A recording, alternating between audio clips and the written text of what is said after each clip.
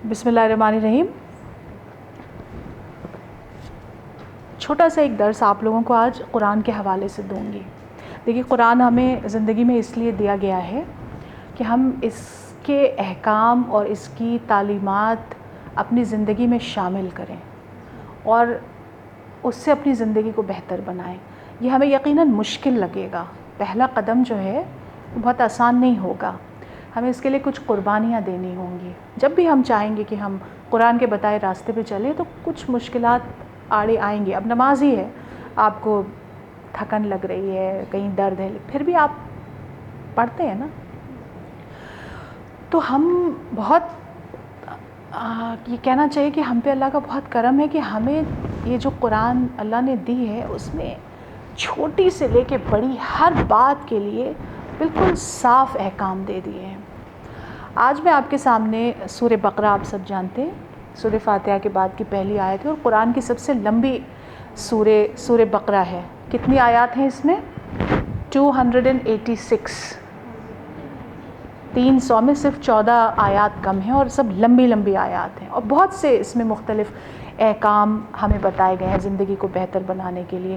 سود نہیں لینا چاہیے چاہے وہ بینک کا ہی ہو، یہ بھی اسی میں بتایا گیا. ایک دن میں اس پر بھی آپ کو بتاؤں گی. والدین سے اچھا سلوک کرنا چاہیے، یہ بھی اس میں بتایا گیا ہے. آج میں آپ کے سامنے اس کی 282 نمبر کی آیت کا ترجمہ آپ کو تھوڑا سا پڑھ کے بتاؤں گی اور اس سے آپ ایک چیز سیکھیں گی، وہ ہے لکھنے کی اہمیت. لکھنے کی اہمیت. میں نے دیکھا ہے تم لوگ سب لکھنے سے بہت کتراتی ہو. یہ صابرہ ہیں، یہ مجھ کو میسج کرتی ہیں، انہیں مجھ سے کوئی بات کہنی ہوتی ہے تو یہ وائس میسج کر کے، ٹھیک ہے. مطلب یہ 4-5 جو ہیں ٹائپ کرنے سے بھی گھبراتی ہیں. ٹھیک ہے، وائس میسج کی بھی ایک اہمیت ہے، آپ کی بات وہاں تک پہنچ گئی، لیکن ایک جو کلیئرٹی لکھنے میں آتی ہے اور پھر لکھا ہوا جو ہمیشہ رہتا ہے اس کی وہ بات، اس کی اہمیت جو ہے نہیں ہے. میں یہ نہیں کہہ رہی ہوں کہ آپ وائس میسج مت کیجئے، لیکن کہیں نہ کہیں آپ کے اندر ایک جھجک ہے ریٹن میسج کو لے کے، تو وہ جھجک آپ کی ہر چیز میں آتی ہے. جب آپ فون پہ اور واٹس ایپ پہ لکھنے سے گھبراتی ہیں تو پھر آپ جو ہیں وہ تمام چیزیں لکھنے سے گھبراتی ہوں گی، مجھے ایسا لگتا ہے. دیکھیے یہ جو آیت 282 نمبر کی ہے، میں نے آپ سے کہا کہ میں اس کو پڑھ کے سناؤں گی آپ کو. شروع ہوتی ہے اس طرح کی، یا ایھا الذین آمنوا اذا تزینتم بدین الی اجل مسمی فاکتبوہ. یعنی کاتب کسے کہتے ہیں؟ لکھنے والا. کتابت کسے کہتے ہیں؟ لکھنے کا جو ایکٹ ہے اس کو کہتے ہیں. تو یہ پوری جو آیت ہے یہ لکھنے کے بارے میں ہے. اے لوگوں جو ایمان لائے ہو، جب کسی مقرر مدت کے لیے تم آپس میں قرض کا لین دین کرو تو اسے لکھ لیا کرو. فریقین کے درمیان انصاف کے ساتھ ایک شخص دستاویز تحریر کرے جسے اللہ نے لکھنے پڑھنے کی قابلیت بخشی ہو. اسے لکھنے سے انکار نہیں کرنا چاہیے. تو یہاں صرف یہی نہیں ہے کہ آپ اپنا معاملہ سب لکھیں، یہاں یہ بھی اہم ہے کہ کوئی دوسرا اگر آپ سے کہہ رہا ہے اور آپ کو لکھنے کی اللہ نے صلاحیت دی ہے تو وہ بھی آپ منع نہیں کریں. یہ نہیں کہیں کہ نہیں اس سے ہمارا تو کوئی فائدہ نہیں ہے، ہم یہ کام نہیں کریں گے. ٹھیک ہے، وہ لکھے اور املا وہ شخص کرائے جس پر حق آتا ہے، یعنی قرض لینے والا. اور اسے اللہ اپنے رب سے ڈرنا چاہیے کہ جو معاملہ طے ہوا ہو اس میں کوئی کمی بیشی نہ کرے. لیکن اگر قرض لینے والا خود نادان یا ضعیف ہو یا املا نہ کرا سکتا ہو تو اس کا ولی انصاف کے ساتھ املا کرائے. پھر اپنے مردوں میں سے 2 آدمیوں کی اس پر گواہی کرا لو، اور اگر 2 مرد نہ ہوں تو 1 مرد اور 2 عورتیں ہوں، تاکہ ایک بھول جائے تو دوسری اسے یاد دلا دے. یہ گواہ ایسے لوگوں میں سے ہونے چاہیے جن کی گواہی تمہارے درمیان مقبول ہو. گواہوں کو جب گواہ بننے کے لیے کہا جائے تو انہیں انکار نہیں کرنا چاہیے، لیکن وہ ایسے شخص ہوں کہ ان کا اعتبار ہو، معزز معتبر شخص ہوں. معاملہ خواہ چھوٹا ہو یا بڑا، میعاد کی تعین کے ساتھ اس کی دستاویز لکھوا لینے میں تساہل نہ کرو. چھوٹا معاملہ ہو چاہے بڑا معاملہ ہو، آپ اس کو لکھ لیجئے، لکھوا لیجئے، گواہ شامل کر لیجئے. ٹھیک ہے، اس میں کوئی شرم کی بات نہیں ہے، اس میں کوئی یہ بات نہیں ہے کہ ارے ہم تو ان کا اتنا بھروسہ کرتے ہیں اور وہ ہمارے بڑے ہیں، ہم ان سے کیسے کہتے کہ نہیں لکھو. اس میں کوئی یہ نہیں، قرآن کہہ رہا ہے آپ سے، صاف کہہ دیجئے. ٹھیک ہے. اللہ کے نزدیک یہ طریقہ تمہارے لیے زیادہ مبنی بر انصاف ہے، اس سے شہادت قائم ہونے میں زیادہ سہولت ہوتی ہے اور تمہارے شکوک و شبہات میں مبتلا ہونے کا امکان کم رہ جاتا ہے. ہاں، جو تجارتی لین دین دست بدست تم لوگ آپس میں کرتے ہو اس کو نہ لکھا جائے تو کوئی حرج نہیں ہے. اب یہ نہیں ہے کہ تم بنیے کی دکان پہ سامان خریدنے گئیں تو اب اس سے کہہ رہی ہو کہ ہم کو لکھ کر کے دو، حالانکہ آج کل رسید سب لوگ لے لیتے ہیں. ٹھیک ہے، آپس میں کوئی چیز چھوٹی موٹی لین دین کریے، دست بدست جس کو کہتے ہیں، تو اس کی بات نہیں ہے. لیکن ادھار ہے کچھ لوگوں کا مل کر کے، آپ لوگوں کے بیچ ہم لوگ پہلے یہ بھی تو بہت بات کر چکے تھے کہ ہم لوگ ایک سیلف ہیلپ گروپ بنائیں گے، سب لوگ مل کر کے اس میں کچھ ڈالیں گے، تو یہ سب بنا لکھے تھوڑے نہ ہوگا. ٹھیک ہے.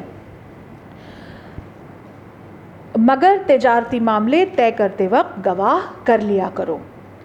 کاتب اور گواہ کو ستایا نہ جائے.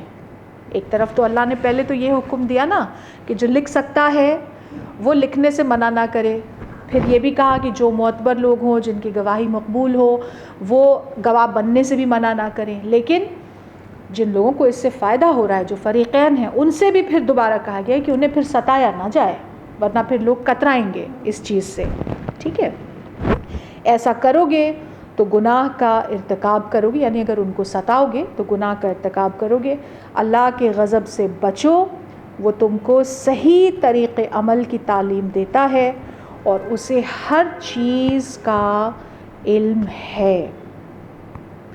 اگر تم، یہ اس کے بعد والی آیت ہے، اگر تم، یہ اس سے شروع ہو رہی ہے وَإِن كُنتُمْ عَلَىٰ سَفَرٍ وَلَمْ تَجِدُوا كَاتِبًا، اگر تم سفر کی حالت میں ہو اور دستاویز لکھنے کے لیے کوئی کاتب نہ ملے تو رہن یا بالقبض پر معاملہ کرو. یہ ایک الگ بات ہے، اس کو ہم آئندہ کریں گے. دیکھیے عقیل صاحب بھی آئے تھے، آپ لوگوں کو میں نے لیکچر دیا تھا فائنینشیل پلاننگ کا، یاد ہوگا آپ لوگوں کو. انہوں نے کہا تھا گھر کا بجٹ بنائیے، کہا تھا کہ آپ لوگ سب اپنے اپنے گھر کا بجٹ بنائیے، آپ کے اپنے آپ سیونگ ہونے لگ جائے گی. ٹھیک ہے. کتنے لوگ آپ لوگ ڈائری رکھتی ہیں اپنے پاس پرس میں؟ ہے نا، 2 لوگوں کا ہاتھ اٹھا خالی.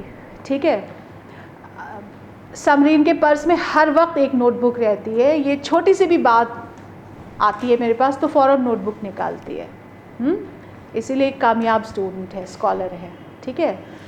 اپنی بات زیادہ نہیں کروں گی، لیکن میرے پاس حساب کتاب کی 4 ڈائریاں ہیں، اور جو بات گواہی کی ہے وہ ہر ڈائری میری کہاں رکھی ہے اور کب اس میں نے کیا انٹری کی، وہ یہ سب حساب کتاب کی ڈائری، وہ سب میرے دونوں بچوں کو بالکل ٹرانسپیرنسی کے ساتھ پتہ ہے، کیونکہ کوئی بعید نہیں ہے نا، کل نفس ذائقۃ الموت، اور کس کا کب وقت آ جائے کچھ پتہ نہیں ہے. اس لیے یہ کہ نہیں یہ تو ہماری ڈائری ہے، یہ تو ہم کسی کو دکھائیں گے نہیں، اور اس کو ہم اکیلے چپکے سے کھولیں گے اور پھر اکیلے چپکے. آج کل ایسی بھی ڈائری آتی ہے جس میں تالا لگا ہوتا ہے، دیکھا ہوگا. اس چکر میں نہیں پڑھیے آپ، اس چکر میں پڑھیں گی تو پھر تو کر ہی نہیں پائیں گے اس کو، پھر کوئی فائدہ بھی نہیں ہوگا. شامل حال رکھیے کسی کو اپنے گھر میں، جو بھی قریبی رشتہ دار ہوں، خاندان کے افراد ہوں، شامل حال رکھیے، لکھیے ضرور. آپ کی اس سے اچھی پلاننگ ہوگی لکھنے سے، اور ان دا لانگ رن دیکھیے آپ کی کچھ سیونگ بھی ہو جائے گی، اور جو بھی پلان آپ کسی کے ساتھ مل کے کرنا چاہتی ہیں، دیکھیے کوئی بھی چیز اکیلے تو ہو ہی نہیں پاتی ہے، ہر چیز کچھ لوگوں کے ساتھ مل کے ہوتی ہے. ہم نے یہ سینٹر اسی لیے بنایا ہی ہے کہ یہاں پہ کچھ لوگ آ کے روز مل لیا کریں، اور آپ دیکھ رہی ہیں آپ ایک دوسرے سے مل رہی ہیں تو آپ کی زندگیوں میں کیسی تبدیلیاں آ رہی ہیں اس کی وجہ سے، ٹھیک ہے؟ وہی آپ ہیں، وہی آپ کا ہنر ہے، وہی محنت آپ ہی کر رہی ہیں، لیکن آپ اکیلے نہیں کر پاتی ہیں، کوئی نہیں کر سکتا ہے نا؟ ہم نے سینٹ اپ بنایا بھی ہے، سب کی مدد سے بنایا ہے، ٹھیک ہے؟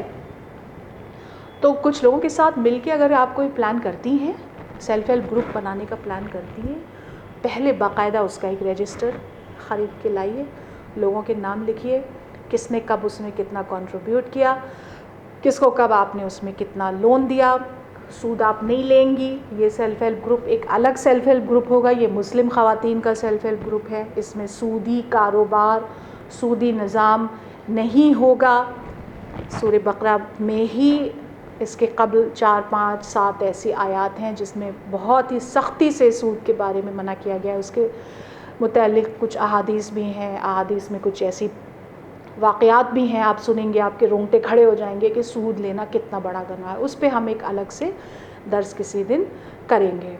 تو آج صرف ایک چھوٹی بات ہے نا، زندگی میں بڑی بڑی تبدیلیاں اسمال انکریمنٹل چینجز سے آتی ہیں، ہے نا؟ ایک دن اچانک کوئی ایسی بڑی چیز آپ کے اوپر نہیں آ جائے گی کہ وہ آپ نے بس سب کچھ کر لیا اس سے۔ قرآن بھی سٹیجز میں اترا ہے، وَنُنَزِّلُ مِنَ الْقُرْآنِ وَمَا هُوَ شِفَاءٌ وَرَحْمَةٌ لِّلْمُؤْمِنِينَ وَلَا يَزِيدُ الظَّالِمِينَ إِلَّا الْخَاسِرِينَ، کہ ہم نے اس قرآن کو سٹیجز میں مومنین پہ اتارا ہے، اور اس میں مومنین کے لیے شفا ہے، لیکن ظالمین کے لیے اس میں خسارہ ہے۔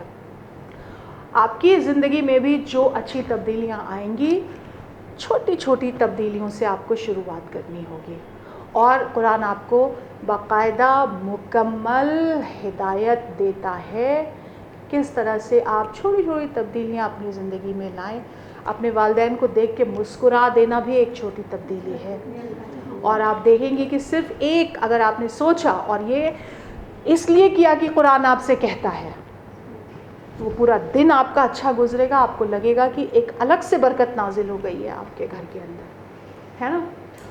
تو یہ جو ہمارے درس ہوا کریں گے، ہر ایک ہفتے میں 2 ہفتے میں جب بھی مجھے وقت ہوا، ایک چھوٹی سی ایسی تبدیلی کا ذکر میں آپ سے کروں گی، اس سے میری اپنی بھی یاد دہانی ہوگی۔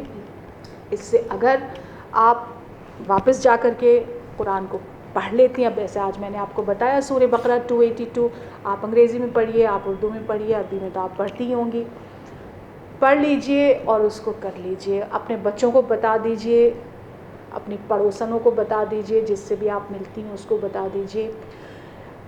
تو آج کا ہمارا سبق یہی ہے کہ لکھنا بہت اہم ہے، اور آپ کی کامیابی کا ایک سبب لکھنا بن سکتا ہے اگر آپ اس کو سنجیدگی سے لیں۔